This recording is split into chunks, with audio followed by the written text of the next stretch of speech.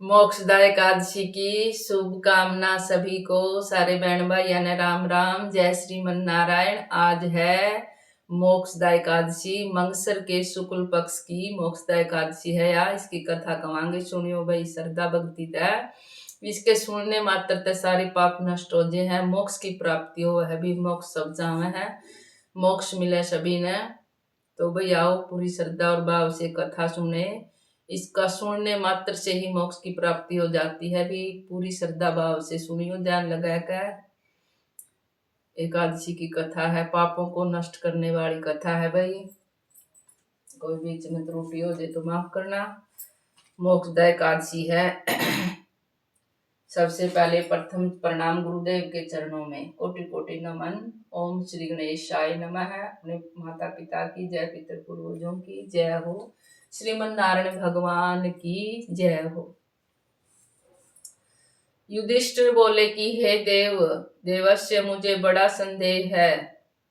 इस कारण संसार के हित के लिए मैं आपसे पूछता हूँ, मंगसर शुक्ल पक्ष की एकादशी का क्या नाम है? मंगसर शुक्ल पक्ष की एकादशी का क्या नाम है? इसकी क्या विधि है? उसकी विधि मुझे कहिए। श्री कृष्ण बोले कि हे राजन, तुम्हारा प्रश्न बहुत सुंदर है। मंगसर कृष्ण पक्ष की जो उत्पन्ना नाम की एकादशी है, वह सुर दैत्यों को मारने के लिए मेरे शरीर से उत्पन्न हुई है, इसलिए मुझको बहुत प्रिय है। हे राजस्तंभ, मैं तुम्हारे सामने चर अचर तीनों लोकों के हित के लिए उस एकादशी का वर्णन करूंगा। इसका नाम मोक्षदा एकादशी है, सब पापों को हरने वाली। इसे दामोदर भगवान की इच्छा तरह पूजा करें। तुलसी की मंजरी और धूप दीप से अच्छी तरह भगवान की आराधना करें। हे राजेंद्र, मैं पुराण की कथा कहता हूँ, इसको सुनो, ध्यान लगाकर सुनो। जिसके माता पिता पुत्र अधोगति में हों, वे इस कथा के पुण्य के प्रभाव से निसंदेह स्वर्ग को चले जाते हैं। जिसके माता पिता को मुक्ति नहीं हो तो उसने भी मुक्ति मिल जाए है। तो हे राजन, वैष्णव में सुघोषित चंपक नामक सुंदर नगर में प्रजा की पुत्र की तरह रक्षा करने वाला बेखानस नामक का राजा था। एक बेखानस नामक का राजा था। सुंदर नगर में प्रजा की पुत्र की तरह रक्षा करने वाला बेखानस नामक का राजा था। एक दिन राजा ने स्वप्न में अधोगति को प्राप्त हुए अपने पिता को देखकर उसे बड़ा आश्चर्य हुआ। उसने ब्राह्मण से स्वप्न का वृत्तांत कहा। हे ब्राह्मण, मैंने स्वप्न में अपने पिता को नरक में पड़ा हुआ देखा है, तो कोई ऐसा उपाय बताइए कि मेरा पिता नरक से कैसे निकले। पिता ने मुझसे कहा कि हे पुत्र, मैं अधोगति में हूँ, मेरा उद्धार करो। स्त्री पुत्र मुझे अच्छे नहीं लगते, मैं क्या करूं। हे ब्राह्मणों, जिसके द्वारा मेरे पूर्वजों को मोक्ष हो जाए, कोई ऐसा उपाय बताइए।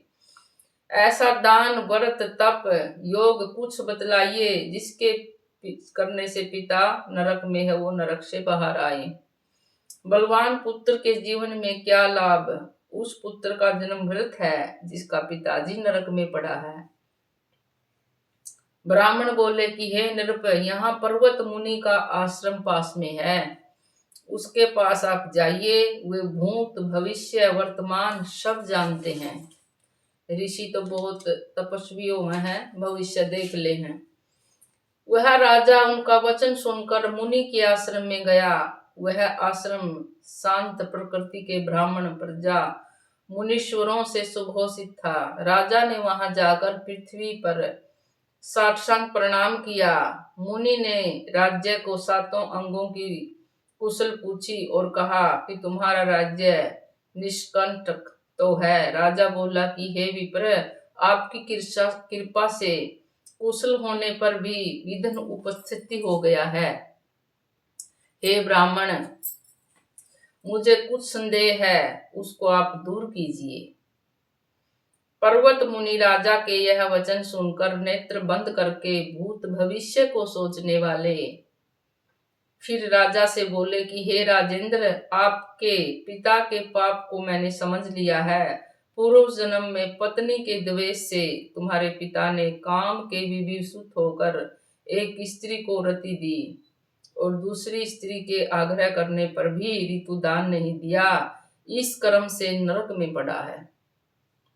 राजा बोला कि हे मुनि, किस व्रत और दान से नरक से मेरे पिता का उद्धार होगा, वह उपाय मुझे कहिए। मुनि बोले, मंगसर शुक्ल पक्ष की मोक्षदा नाम की एकादशी है, बहुत पुण्य देने वाली है। इसका व्रत करके पिता को मुक्ति मिलेगी।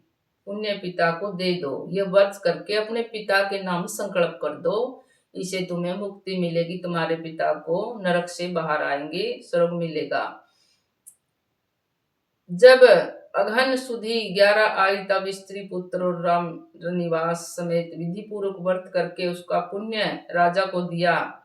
बेखानस का पिता स्वर्ग को गया और आकाश में स्पष्ट शब्दों में राजा से बोला कि हे पुत्र, तेरा सदा कल्याण हो। यह कहकर स्वर्ग को चला गया। हे राजन, इस प्रकार जो मोक्षदा एकादशी का व्रत करता है उसके सब पाप दूर हो जाते हैं। इस दिन तुलसी की मंजरी तथापि से दामोदर भगवान की पूजा करें। इस दिन विल्व पत्र का सगार लेना चाहिए। जय एकादशी माता की। भाई ये फल है एकादशी माता का। इस दिन तुलसी की मंजरी का प्रसाद जरूर लें, तुलसी भगवान को चढ़ावें, श्रद्धा प्रेम से भगवान का व्रत करें।